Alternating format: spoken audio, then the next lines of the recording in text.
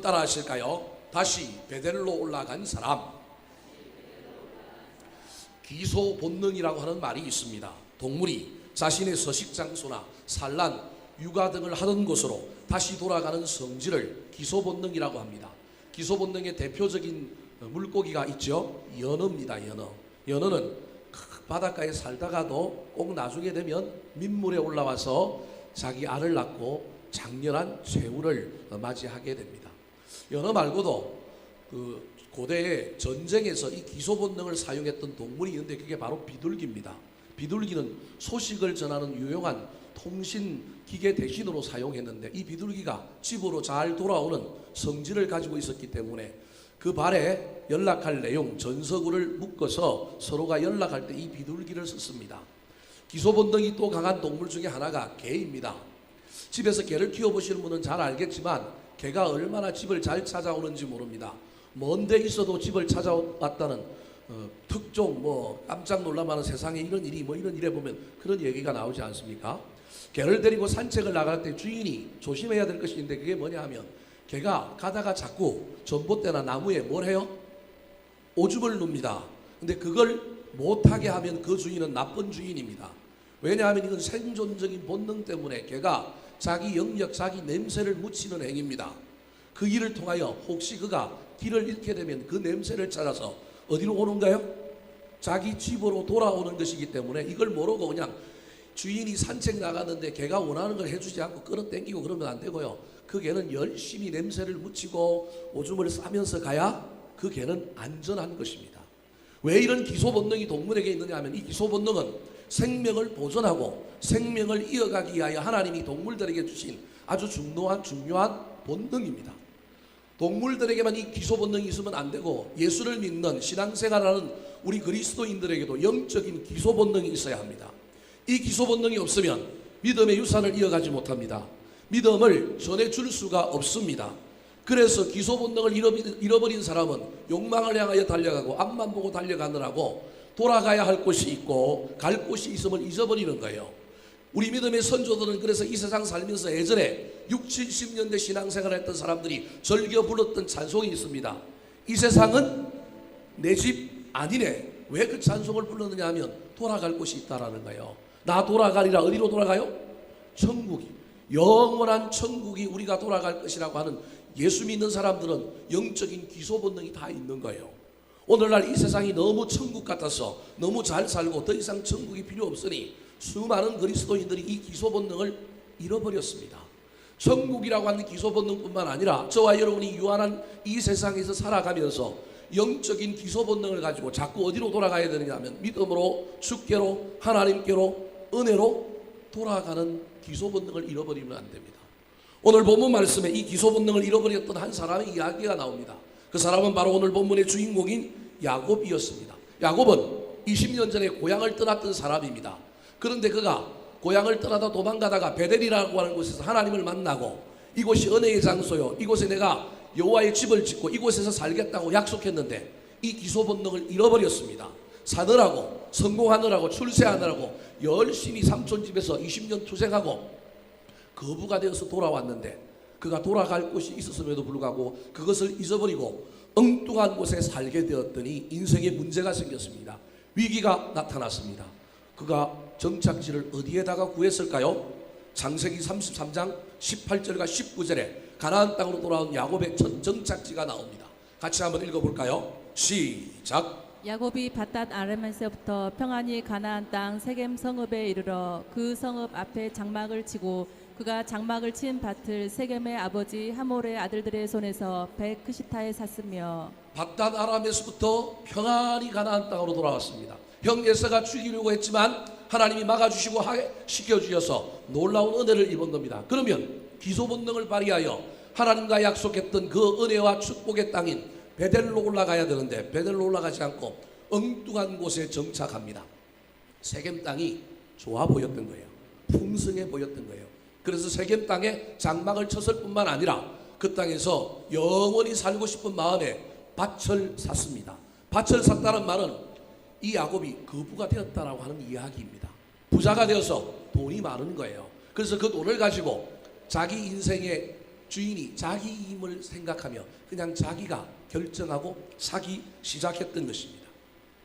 인생의 중요한 일들을 결정할 때 우리 믿음의 사람들은 하나님께 물어야 합니다.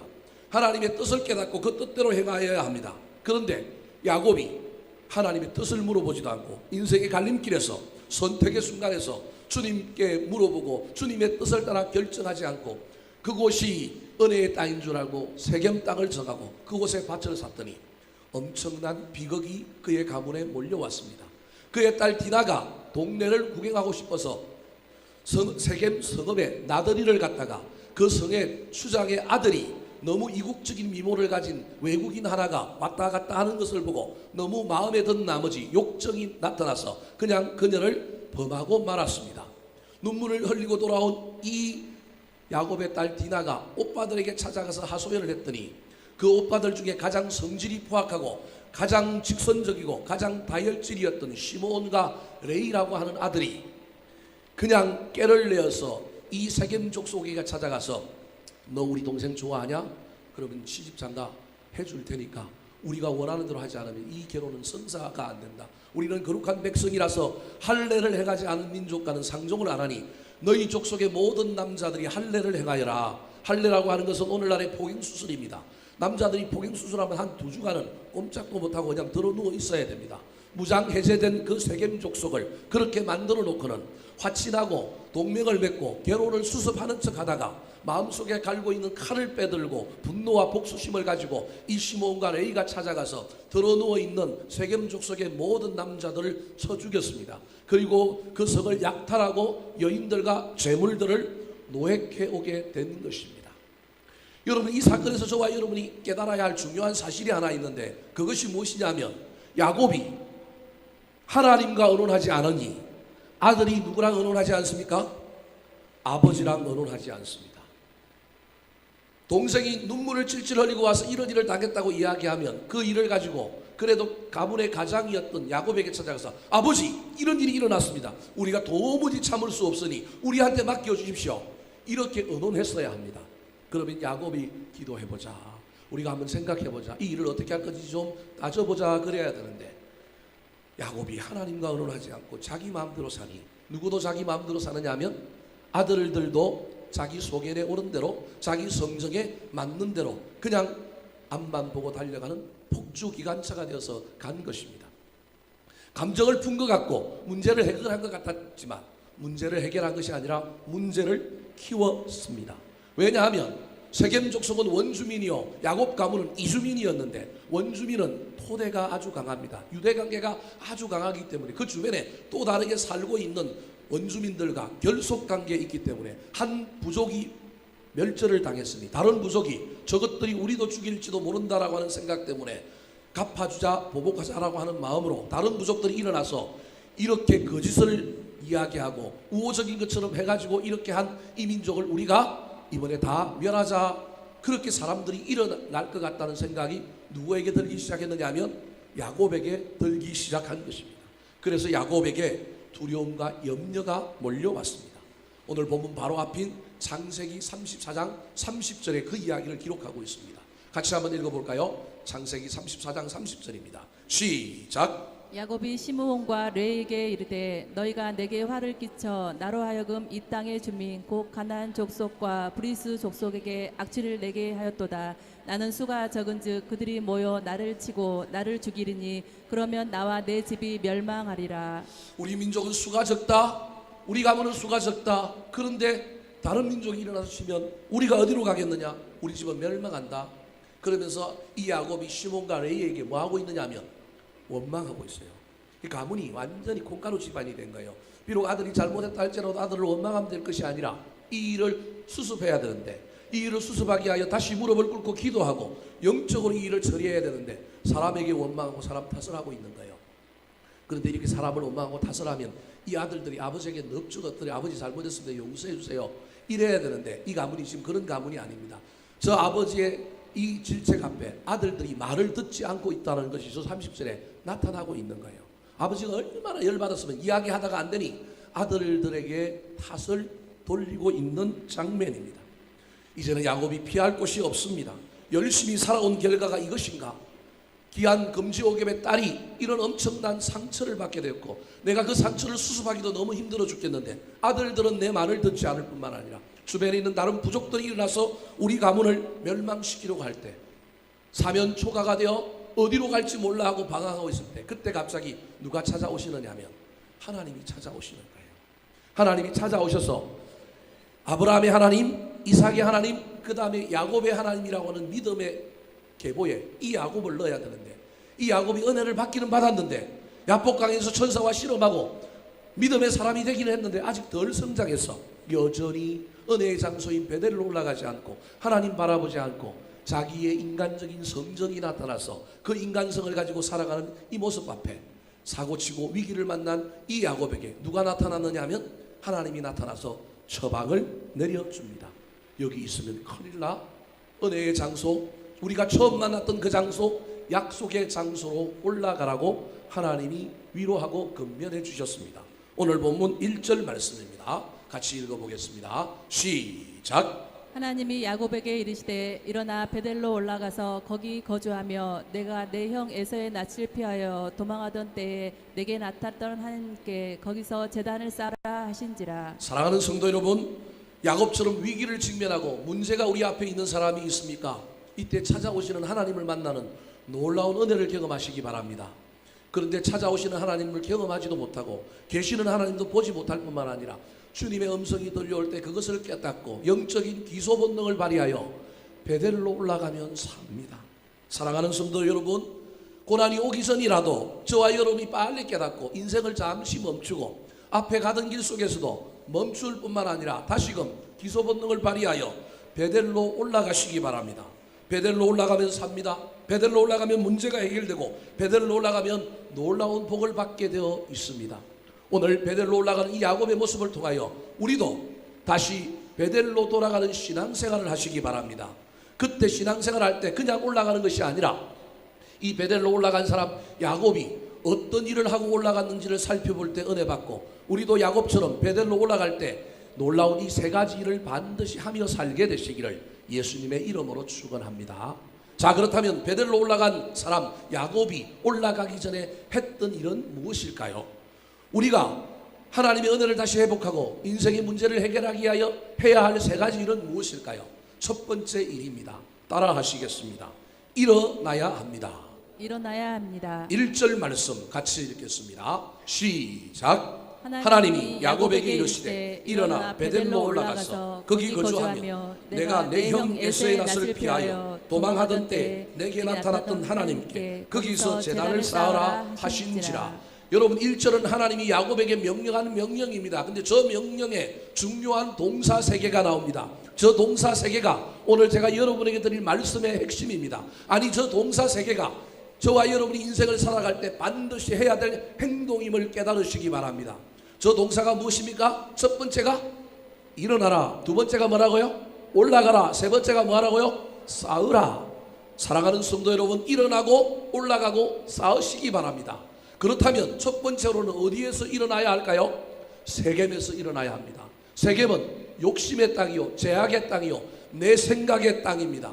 세겜에 있으면 큰일 납니다. 혹시 저와 여러분의 삶이 세겜에 있지는 않습니까? 잘 살펴보시기 바랍니다. 세겜은 하나님이 없는 곳입니다. 내가 임의로 내 생각대로 결정한 것입니다. 하나님께 묻지 않고 결정한 것이요, 그곳은 제약이 가능한 곳이었습니다.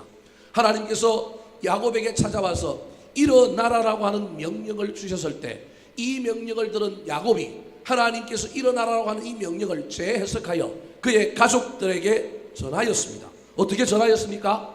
2절 말씀 같이 한번 읽어볼까요? 시작. 야곱이 이에 자기 집안 사람과 자기와 함께한 모든 자에게 이르되 너희 중에 있는 이방 신상들을 버리고 자신을 정결하게 하고 너희들의 의복을 바꾸어 입으라. 일어나는 사람, 제약된 자리에서 일어나는 사람은 세 가지를 합니다.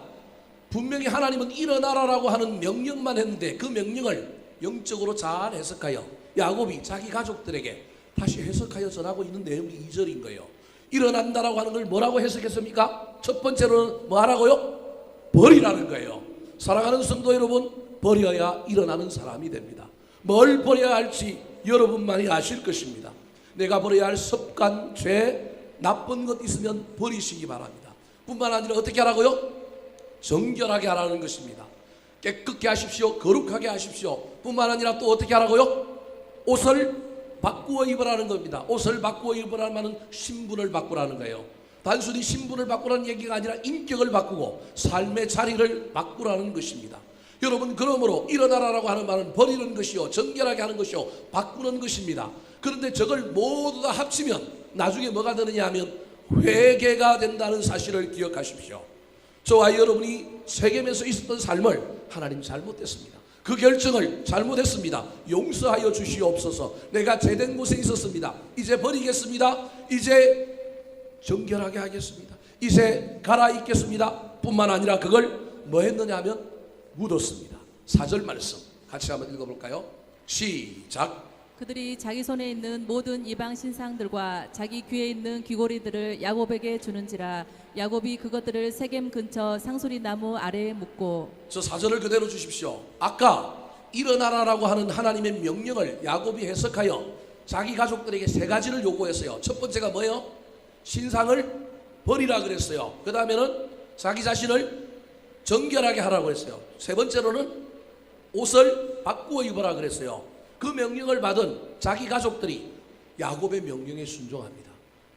야곱이 하나님과 언론하지 않으니 자식들도 언론하지 않았는데 야곱이 하나님의 명령에 순종하니 누구도 순종하느냐 하면 가족들도 순종하는 거예요. 이런 놀라운 일이 일어난 거예요. 근데 가족들이 순종하는데 가족들이 한 수를 더 떠요. 야곱은 신상을 버리라고 했는데 이방 신상만 버린 것이 아니라 뭐도 빼줘요. 저기 보니까 귀고리까지 빼주는 거예요.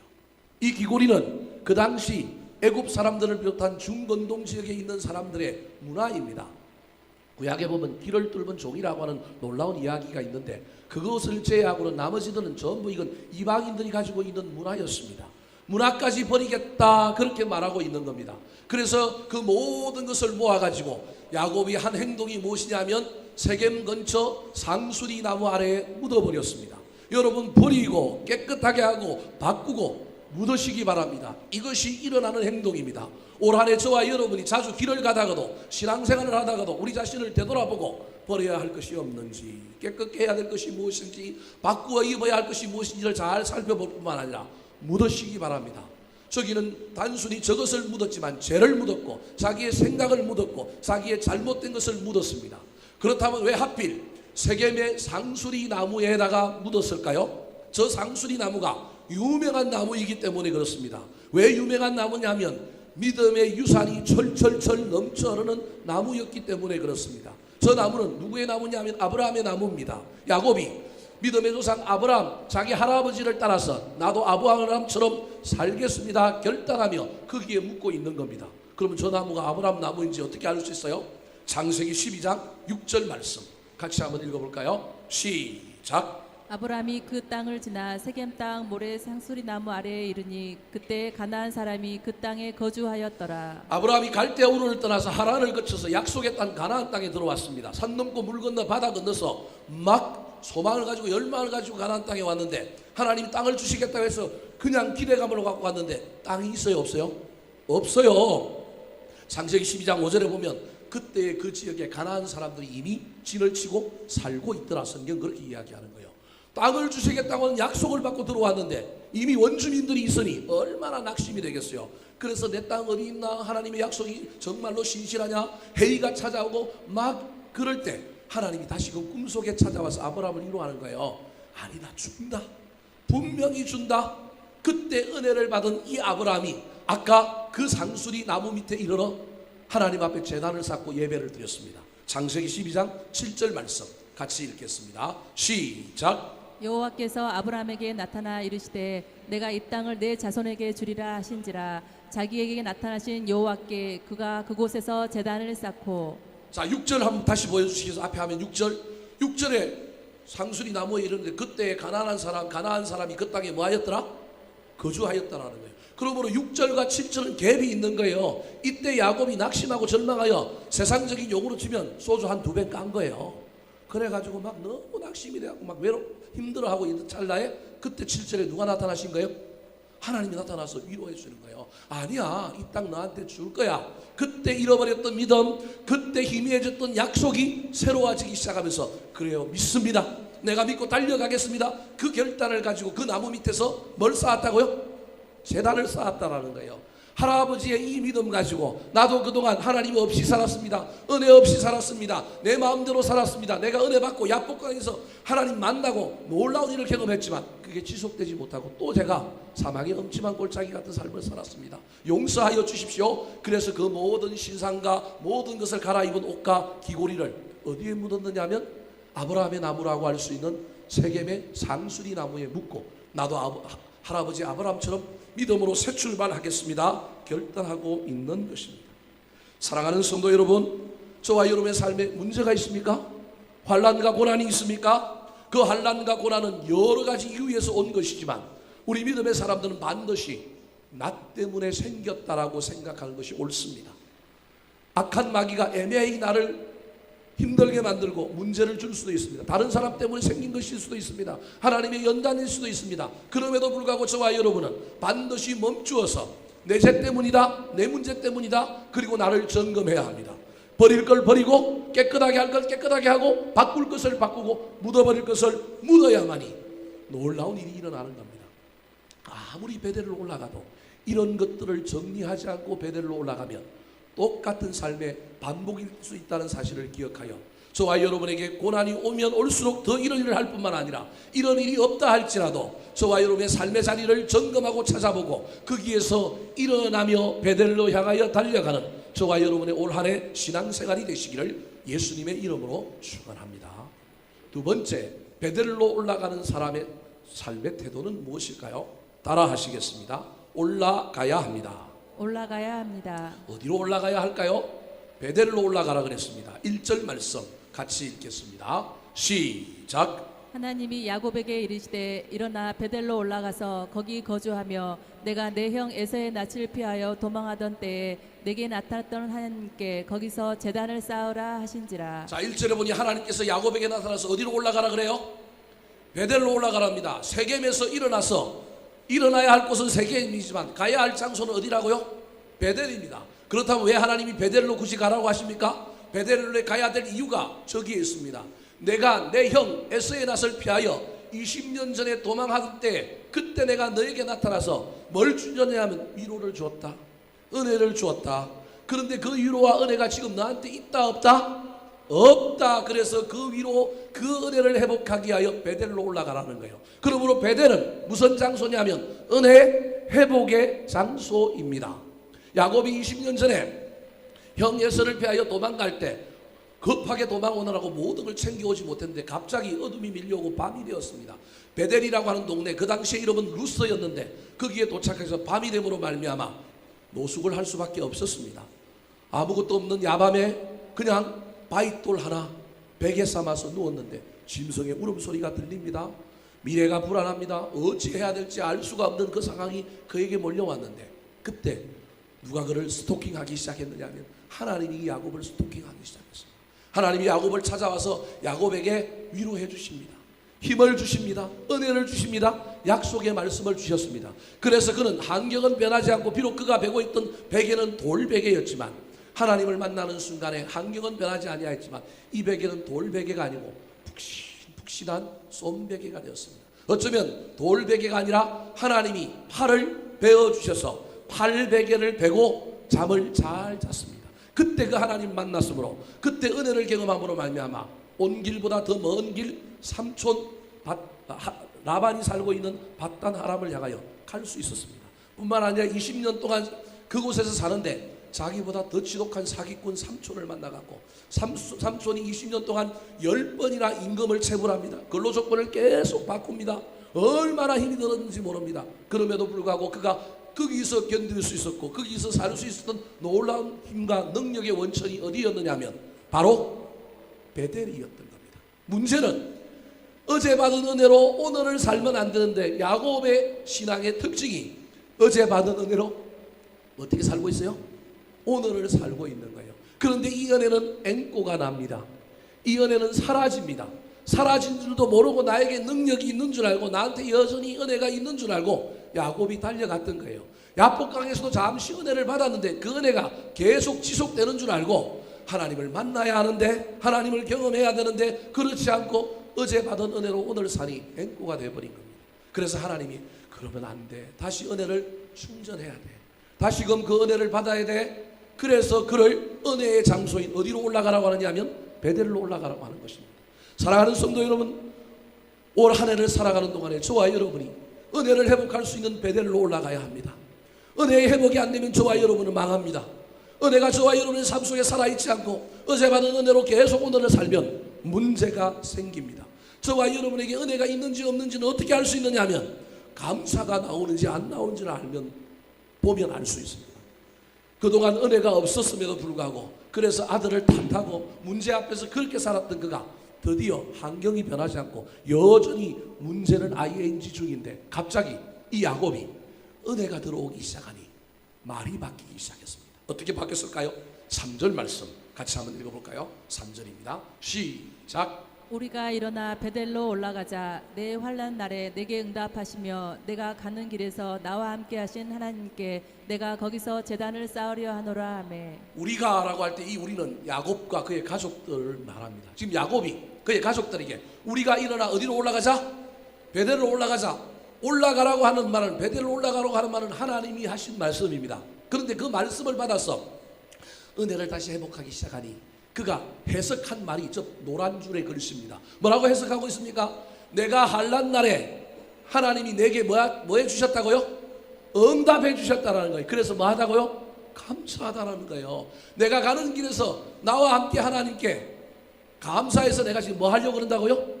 제단 쌓고 예배 드리고 하나님 감사합니다 그러려고 그런다는 거예요. 벌써 삶이 바뀌지 않았습니까? 은혜가 사람 속에 들어오면 말이 바뀌고 삶이 바뀌게 만드는 거예요. 뿐만 아니라 저기에서는 뭐라고 또 고백하고 있느냐 하면 은혜만 회복되고 감사만 나온 것이 아니라 하나님의 놀라운 약속을 기억하고 붙들기 시작했습니다. 내가 환난 날에 내게 응답하시고 내가 가는 길에서 나와 함께 하시겠다고 하신 그 하나님, 그래서 내 인생 돌아보니 내가 받은 것이 모든 게 내가 한 줄 알았는데 아니라, 그게 아니라 주의 은혜였을 뿐만 아니라 하나님의 약속이 이루어지는 결과였구나.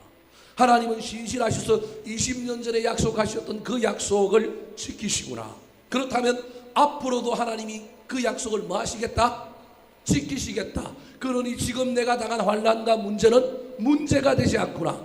하나님이 지키시구나. 하나님이 해결해 주시구나. 그 약속을 다시금 꺼내보기 시작하고 그 약속을 붙들기 시작하니까 문제는 변하지 아니하였는데, 환경은 변하지 아니하였는데 그의 삶에 갑자기 소망이 쑥 들어오기 시작합니다. 그러므로 베델은 은혜와 감사의 장소인 동시에 약속과 소망의 장소가 되는 것입니다. 사랑하는 성도 여러분, 저와 여러분의 삶 속에도 이런 일들이 일어나야 합니다. 환경이 바뀌어야만이, 무엇이 조건이 바뀌어야만이 우리가 바뀐다고 생각하는 것은 세상 사람들과 똑같은 삶을 사는 겁니다. 신앙은 그런 것이 아닙니다. 환경이 그러할지라도 내가 먼저 바뀌면 됩니다. 내 마음에 놀라운 은혜가 찾아오면 환경은 그 다음에 바뀌어질 줄 믿고 가는 것입니다. 야곱은 하나님께서 20년 전에 약속하신 그 약속을 다시금 붙들기 시작한 것입니다. 그 약속이 무엇일까요? 창세기 28장 15절에 보면 하늘 사닥다리 꿈을 꾸고 돌베개를 베고 잤을 때 하나님이 나타나셔서 그에게 해주셨던 약속이 나옵니다. 같이 한번 읽어볼까요? 시작. 내가 너와 함께 있어 내가 어디로 가든지 너를 지키며 너를 이끌어 이 땅으로 돌아오게 할지라. 내가 내게 허락한 것을 다 이루기까지 너를 떠나지 아니하리라 하신지라. 20년 전에 하나님께서 약속하신 거예요. 근데 그 약속은 이루어졌고 앞으로도 이루어질 것이라고 하는 놀라운 사실을 누가 발견했느냐 하면 야곱이 이제 발견한 거예요. 저기 25절을 신학적으로는 구조를 무슨 성경의 구조 중에 무슨 구조가 있느냐면 샌드위치 구조라는 게 있어요. 이건 봉투 구조 이렇게 얘기하는데요. 양쪽에 중요한 단어가 가운데를 감싸고 있는 거예요. 중요한 단어가 뭐냐면 감싸고 있는 양쪽에 있는 샌드위치 두 장이 뭐냐면 하나가 저 15절 제일 앞에 있는 함께 있어. 그 다음에 마지막 샌드위치가 뭐예요? 떠나지 않는. 똑같은 말이잖아요. 함께 있고 떠나지 않는다는 이 샌드위치 안에 햄 패트가 몇 개가 있냐면 3개가 있는 거예요. 고기가 채소각이 햄버거 안에 들어있는 거예요. 뭐가 들어있어요? 첫 번째로는 지킨다. 두 번째로는 뭔다? 이끈다. 세 번째로는 뭐라고요? 너 반드시 돌아오게 한다는 거예요. 반드시 하나님께 약속을 지켜주신다는 거예요. 야곱이 인생을 돌이켜보니 하나님이 진짜 그러신 거예요. 삼촌 라반의 집에서 지켜주시고 돌아올 때도 지켜주시고 야복강에서 지켜주시고 자기는 전혀 생각 못했는데 갑자기 막 위기와 환난 속에서도 삼촌 집에서도 삼촌과 불화하는 가운데 자기를 이끌어주시고 인도해 주셔서 결국 어디로 돌아왔어요? 가나안 땅에 돌아왔는데 엉뚱하게 자기는 어디서 살았냐면 세겜에 살았는데 이제 하나님이 이 일을 통하여 자기를 또 어디로 인도해요? 베델로 인도하는 놀라운 역사를 그가 깨닫기 시작한 겁니다.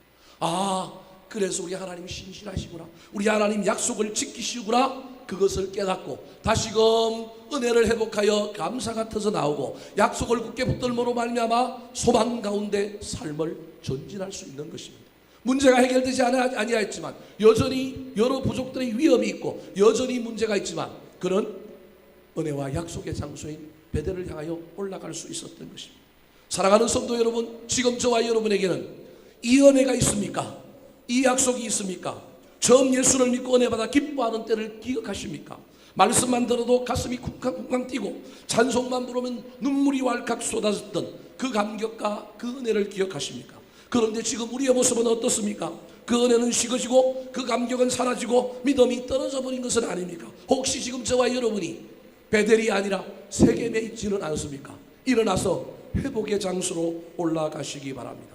다시금 영적인 베델로 올라가서 하나님께서 우리를 향하여 말씀하셨던 그 약속의 말씀을 붙들고 뜨겁고 열정적인 은혜와 믿음의 감격을 회복하여 약속이 이루어질 것을 믿고 올 한 해 열심히 달려가게 되시기를 예수님의 이름으로 축원합니다. 세 번째, 베델로 올라가는 사람이 취해야 될 신앙의 태도는 무엇일까요? 첫 번째가 뭐라고요? 일어나야 한다. 어디서 일어나야 돼요? 세겜에서. 일어나는 것이 중요한 것이 네 가지가 있다 그랬습니다. 일어나는 사람의 행동. 첫 번째로는 버리고, 두 번째로는 정결하게 하고, 세 번째로는 옷을 바꾸고, 네 번째로는 묻어야 돼요. 골치 아프죠? 이거 계속 할 겁니다. 두 번째, 베델로 올라가는 사람의 신앙의 태도가 뭐라고요? 올라가야 합니다. 어디로 올라가야 돼요? 베델로. 베델은 무슨 장소라고요? 은혜의 장소, 감사의 장소, 약속의 장소, 소망의 장소입니다. 세 번째, 베델로 올라가는 사람의 신앙의 태도입니다. 따라 하시겠습니다. 쌓아야 합니다. 쌓아야 합니다. 뭘 쌓아야 할까요? 제단을 쌓아야 합니다. 1절 말씀 다시 읽겠습니다. 시작. 하나님이 야곱에게 이르시되 일어나 베델로 올라가서 거기 거주하며 내가 내 형 에서의 낯을 피하여 도망하던 때에 내게 나타났던 하나님께 거기서 제단을 쌓으라 하신지라. 제단을 쌓아라, 그렇게 명령했습니다. 제단을 쌓으라는 말은 다르게 해석하면 예배를 회복하라는 말입니다. 다르게 이야기하면 야곱은 제단을 쌓지 않았습니다. 그동안 제단을 안 쌓은 거예요. 제단 쌓는 일을 잊어버린 거예요. 그래서 여러분, 오늘 본문의 궁극적인 하나님의 최종 목적, 야곱에게 나타나서 야곱에게 하고 있는 궁극적인 최종 목적은 뭐냐 하면 뭘 쌓으라는 거예요? 제단을 쌓으라는 거예요. 그래서 오늘 본문의 1절, 3절, 7절에 세 번이나 제단 쌓는 이야기가 나옵니다. 제단을 쌓아라, 이게 우리 하나님이 궁극적으로 요구하시는 것입니다. 사랑하는 성도 여러분, 그러므로 오늘 본문 말씀의 가장 핵심이 무엇이냐면 저와 여러분이 베델로 올라가는 사람이 되기 위해서는 베델이라고 하는 그 놀라운 내용의 핵심이 뭐냐면 예배의 회복입니다. 올 한해 우리 교회의 주제가 다시 기본으로 돌아가는 교회입니다. 기본은 여러 가지로 해석할 수 있습니다. 하나님, 예수 그리스도, 복음, 첫사랑, 수많은 게 해결할 수 있지만 오늘 제가 그 기본이라는 단어 뒤에 단어를 바꾸어 여러분에게 베델이라고 하는 단어를 여러분에게 소개하고 있습니다. 그런데 이 베델을 오늘 본문의 끝에서 알고 보니 이 베델이 뭐라고요? 예배의 회복이라는 사실입니다. 지금 제가 이야기하려고 지금 앞에서부터 계속 오는 거예요. 거꾸로 이야기하면 왜 야곱에게 지금 이런 우환과 환란이 생겼느냐? 그가 예배하지 않았기 때문에 그렇다는 거예요. 예배하지 아니하였으니 은혜를 까먹어버린 겁니다. 약속이 희미해진 겁니다. 은혜와 약속이 희미해지니 그가 하나님께 물어보지 않고 자기 속에는 옳은 대로 행하다 보니 딸이 엄청난 아픔을 겪게 되고 부족으로, 다른 부족으로부터 위험을 받는 엄청난 위기와 환란이 그에게 닥친 것입니다. 모든 일의 시작이, 모든 일의 원인이 어디서부터 시작되었느냐 하면 예배에서부터 시작된 것입니다. 그래서 지금 하나님이 줄기차게 오늘 1절부터 7절에서 세 번이나 제단 쌓는 것에 대한 강조를 하고 있는 것입니다. 사랑하는 성도 여러분, 저와 여러분 오늘 예배하고 있습니다. 근데 여기서 만족하면 안 됩니다. 여러분, 베델에 있다고 저와 여러분이 예배가 완성되고 예배가 온전해졌다고 착각하면 큰일 납니다. 지금 야곱은 어디로 올라갔느냐 하면 베델로 올라갔습니다. 베델은 하나님의 집이라고 하는 뜻입니다. 하나님의 집에 있으면 예배가 회복될까요? 아닙니다. 그래서 구약의 하나님께서 많은 이야기들을 하면서 이사야서와 말라기서에 보면 성전 뜰만 밟고 간다라고 이스라엘 백성들을 질책한 이야기가 있습니다. 모든 사람이 베델에 있다고 다 예배가 완성된 것은 아닙니다. 베델에 있지만 거기서 누굴 만나야 할까요? 하나님을 만나야 은혜가 회복되고 약속이 확실해집니다. 하나님을 만나지 않으면 예배는 문제가 생깁니다. 야곱은 하나님을 만나지 못했습니다. 그냥 베델에서 한번 만났고요. 인격적으로 또 어디서 만났느냐 하면 야복강에서 만난 거예요. 그때만 만나고 잊어버린 거예요. 고난이 있을 때만 만났어요. 그런데 환란이 떠나가고 형통해질 때는 하나님을 잃어버린 거예요. 예배를 잃어버린 거예요. 하나님을 만나지 못한 거예요. 사랑하는 성도 여러분, 저와 여러분 이 양극단에서도 여전히 하나님을 만나고 하나님을 예배해야 합니다. 우리가 고난 가운데 있고 가난할 때도 문제 가운데 있을 때도 하나님을 바라보며 하나님께 예배해야 될 뿐만 아니라 하나님께서 우리에게 복을 주시고 우리가 형통할 때도 그 끝에서도 여전히 우리는 누굴 바라보아야 되느냐 하면 하나님을 바라보고 예배해야 합니다. 이 놀라운 이야기를 기도 형식으로 말하고 있는 신앙의 인물 한 사람이 있습니다. 잠언 30장에 보면 아굴이라고 하는 사람이 유언처럼 자기 자식들에게 남겨준 기도문이 나오는데 그 기도에 이 중요한 이야기가 기록되어 있습니다. 잠언 30장 7절 8절 말씀입니다. 시작. 내가 두 가지 일을 주께 구하였사오니 내가 죽기 전에 내게 거절하지 마시옵소서. 곧 헛된 것과 거짓말을 내게서 멀리하옵시며 나를 가난하게도 마옵시고 부하게도 마옵시고 오직 필요한 양식으로 나를 먹이시옵소서. 아굴에게 두 가지 평생 드리는 기도가 있습니다. 하나는 뭐냐 하면 하나님 헛된 것과 거짓말을 내게서 멀리 해주십시오. 이 말은 내가 정결한 영혼이 되어서 하나님의 임재를 경험하며 살기를 원합니다. 그 말입니다. 또 다른 하나는 하나님 나 너무 가난하게도 마시고 부하게도 마십시오. 그럼 가난하게도 마시고 부하게도 말라고 해달라는 이유가 뭐예요? 자, 9절 같이 읽어보겠습니다. 시작. 9절 시작. 혹 내가 배불러서 하나님을 모른다 여호와가 누구냐 할까 하오며 혹 내가 가난하여 도둑질하고 내 하나님의 이름을 욕되게 할까 두려워함이니이다. 너무 배불러가지고 너무 복을 많이 받아갖고 막 세상 즐거움에 취해갖고 하나님 잊어버리도 안 되니까 부하게도 마시고 내가 너무 가난하여 막 먹고 사는 문제 때문에 주일도 범하고 주님 모른다 하고 심지어 가난하기 때문에 이걸 먹고 사느라고 말씀도 어기고 그렇게 살다가 도둑질도 하고 하나님의 영광 가리게 될까 너무 힘드니 부하게도 마시고 가난하게도 말라는 거예요. 그게 8절의 내용입니다. 근데 다시 8절을 한번 보여주시겠어요? 근데 문제는 가난하냐 부하냐는 사람마다 그 기준이 다 달라요. 집은 몇 평에 사는 것이 안 가난하고 안 부한 거예요? 그 중간에 그럼 살라는 얘기예요? 그 중간이 뭘까요? 20평이 중간이에요? 26평이 중간이에요? 차는 몇 cc를 타야 안 가난한 거고 안 부한 거예요? 통장에 얼마가 있어야 안 부하고 안 가난한 거예요? 지금 하나님 우리 보고 그냥 중용 가운데를 지키라는 말일까요? 그 얘기가 아닙니다. 그래서 8절 마지막이 중요합니다. 제 사진을 좀 치워주시겠어요? 저기 보니까 가난하게도 마시고 부하게도 마시고 오직 필요한 양식으로 나를 뭐하소서? 먹이시옵소서. 그렇게 이야기합니다. 중요한 것은 가난하냐 안 가난하냐가 아니고 나에게 오직 내가 먹어야 할 양식, 필요한 양식이 있다는 이 양식은 물질도 이야기하고 있지만 저 양식이 아까 9절에 누구예요? 하나님이란 말이에요. 하나님. 내 양식은 누구라고요? 하나님. 내가 부하게 살아도 누굴 먹고 살라고요? 말이 좀 이상하죠. 우리 식인종 같은데. 누굴 먹고 살라고요? 하나님을 먹고 살라고요. 내가 가난해도 나에게 오직 필요한 양식은 누구라고요? 하나님이라는 거예요. 그러니까 어디 있든지 하나님의 임재를 경험하고 하나님을 의지하고 하나님께 예배하는 삶. 그래서 여러분 가난하냐 부하냐 상관없다니까요. 여러분 가난해도 거기서 누굴 만나면 돼요? 하나님 만나고 누구 예배하면 돼요? 하나님 예배하고 하나님이 너희 기뻐하면 돼요. 부해도 너무 여러분 이상하게 생각할 필요 없어요. 특별히 한국은 부하면 이상하게 생각해요. 아닙니다. 성경은 부한 사람을 복받은 사람이라고 얘기한단 말이에요. 부하십시오. 그런데 부한 결과 하나님 모르면 그 나쁜 거란 말이에요. 부자가 되어도 그 속에서 하나님을 경험하고 하나님을 만났는데 하나님이 그 부를 나 혼자 5,000명 다 먹고 살라고 그렇게 하나님이 말씀하시겠어요? 절대 우리 하나님 그런 분 아니란 말이에요. 부해도 상관없어요. 하나님 만나면 하나님이 그 부를 가지고 내가 어떻게 멋지게 살 것인가 다 알려주고 인도하실 거란 말이에요. 그래서 저게 오직 필요한 양식이 누구라고요? 하나님이라는 거예요. 하나님.